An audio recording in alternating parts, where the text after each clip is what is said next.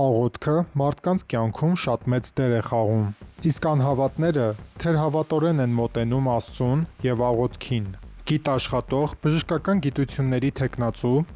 բուժխորհրդի ազգային համալսարանի ֆակուլտետային թերապիայի ամբիոնի դոցենտ Միքայել Լազարեևը որոշեց գործնականում փորձարկել աղոթքի ուժը։ Նա ասում էր. «Ես ինքս մեծացել եմ հավատացյալների ընտանիքում։ Աղոթքի զորությունը երբեք կասկածի տակ չեմ դրել, որովհետև հավատը անապացույց է։ Քանի որ ես գիտնական եմ, ես պետք է ապացուցեի հստակ փորձարկումների միջոցով։ Բոլորին հայտնի է, որ եկեղեցական աղոթքից հետո մարդիկ իրենց հանգիստ են զգում։ Եվ ինչ է տեղի ունենում ֆիզիկական մակարդակում, մասնավորապես մեր հիմնական հեղուկի՝ արյան հետ։ Սա այն է, ինչ որ ես սկսեցի ուսումնասիրել», ասում է գիտնականը։ Փորձարկումները տևել են 15 տարի։ Փորձարկումներին համաձայնվել են մասնակցել տարբեր սեռի, կրթական մակարդակի և տարբեր սոցիալական կարգավիճակի մարդիկ, և նրանք տառապում էին տարբեր հիվանդություններով։ Հաղորդվում է, որ գիտնականները վերցրել են կամավորներից երակային մազանոթից արյուն և կատարել են հետազոտություն, և կամավորներին խնդրեցին մոտ 10-ից 15 րոպե բարձրաձայն կամ մտովի աղոթել, որից հետո նրանք նորից արյուն վերցրեցին և սկսեցին հետազոտել։ Արդյունքը տարբերվում էր։ Փորձերը ցույց տվեցին, որ աղոթքից հետո օրգանիզմում վարակվածության աստիճանը իջել էր։ Հատկապես խոսքը վերաբերվում է հիվանդության սուր փուլի մասին։ Աղոթքից հետո արձանագրվել են բորբոքման աստիճանի նվազեցում։ Յուրաքանչյուր փորձի ժամանակ դրանք ավելի ցածր են դարձել։ Հայտնաբերվել են արյան բջիջների, անհատական ցուցանիշների, արժեքների վիճակագրորեն զգալի փոփոխություններ, ինչը ցույց է տալիս, որ աղոթքը իրական գործոն է, որն առաջացնում է արյան բջիջների քանակի և մորֆոֆունկցիոնալ հատկությունների փոփոխություն։ Բորբոքային պրոցեսի ժամանակ հարուցչի նկատմամբ ագրեսիա է զարգանում, իսկ աղոթքը հանգստացնող ազդեցություն ունի։ Գիտնականն ասում է.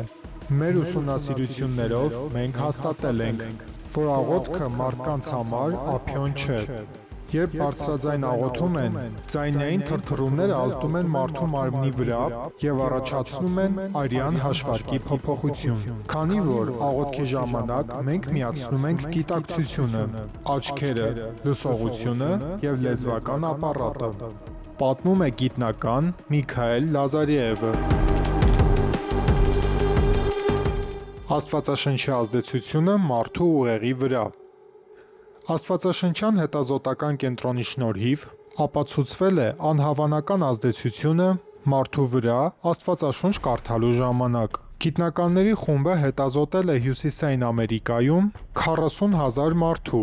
8-ից 80 տարեկան մարդկանց։ Առաջնահերթ նպատակը իմանալն էր, թե ինչ է կատարվում այն մարդկանց հետ, ովքեր կարդում են Աստվածաշունչը, և ինչպես է փոխվում նրանց պահվածքը։ Ուսումնասիրության ժամանակ գիտնականները նկատել են անսպասելի բան, որն էլ մեծ հայտնագործություն եղավ նրանց համար։ Ապացուցվեց, երբ որ մարդը կարդում է Աստվածաշունչ,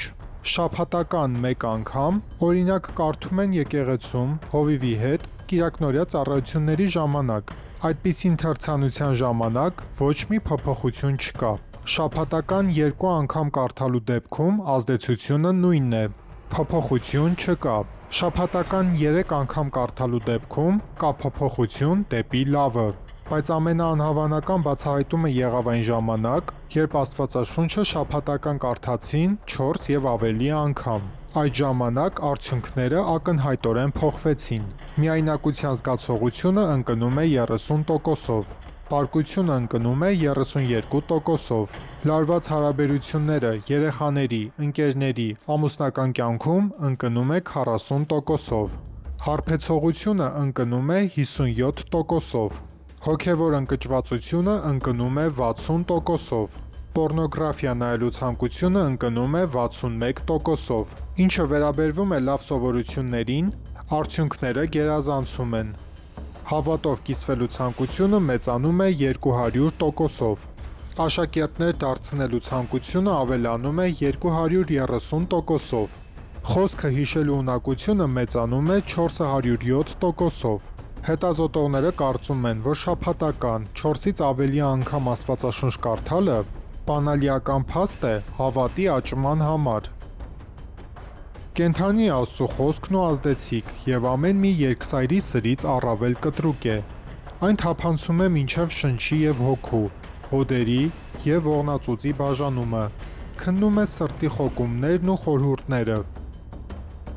Ամեն օր կարդացեք Աստվածաշունչ եւ աղոթեք, եւ արդյունքում կլինեք առողջ եւ ուրախ։ Թող Աստծո խոսքը լուսավորի ձեր կյանքը։